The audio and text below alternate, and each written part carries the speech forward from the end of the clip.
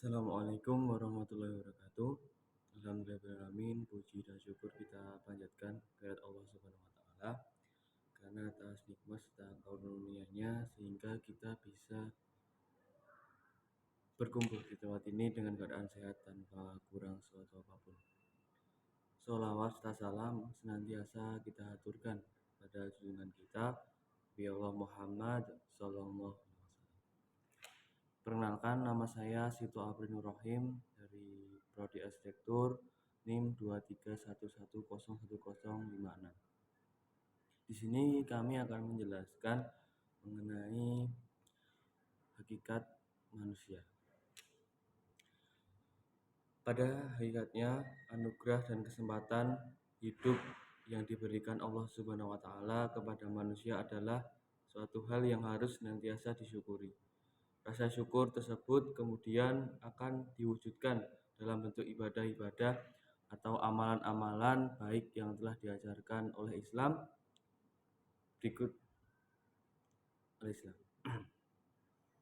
Sebagai hamba Allah Subhanahu wa taala yang beriman, tentunya kita pernah dan perlu berpikir mengenai untuk apa kita dilahirkan di dunia.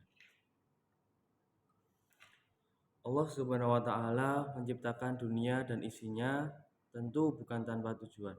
Segala dunia dan isinya tak lain semata-mata salah satunya untuk kemaslahatan makhluk-makhluknya.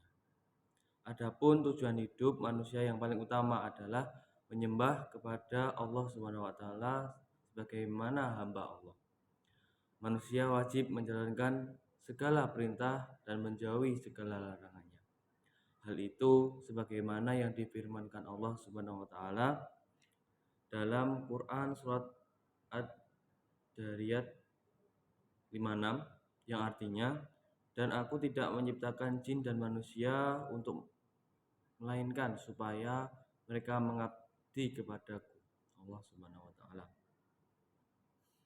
Bagi seorang mukmin pasti melihat gemerlap dunia sebagai kesenangan, menipu dan fana. Bahkan Al-Quran dan hadis tidak pernah memuji dunia dan tidak pernah sekalipun dalam Al-Quran Allah Subhanahu wa taala memuji dunia. Rasulullah Shallallahu alaihi wasallam juga tak pernah memuji dunia. Dalam Al-Quran Allah memberikan permisalan tentang kehidupan dunia demikian.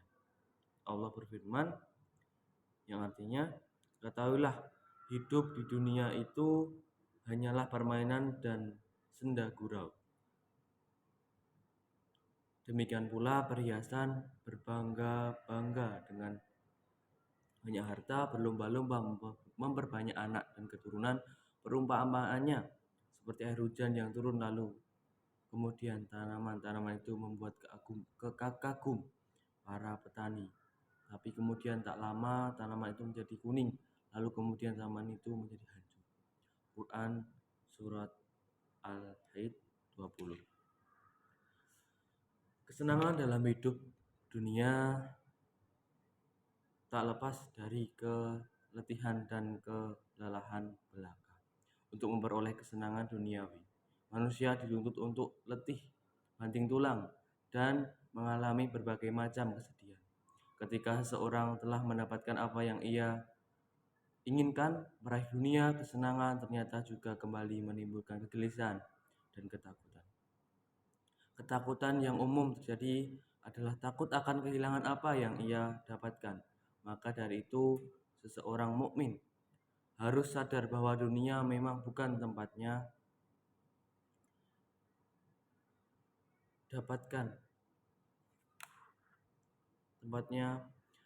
dia beristirahat, tetapi tempat ia bercocok tanam, karena ia tahu bahwa setelah hidup di dunia semua akan menuju sebuah kehidupan yang lebih panjang.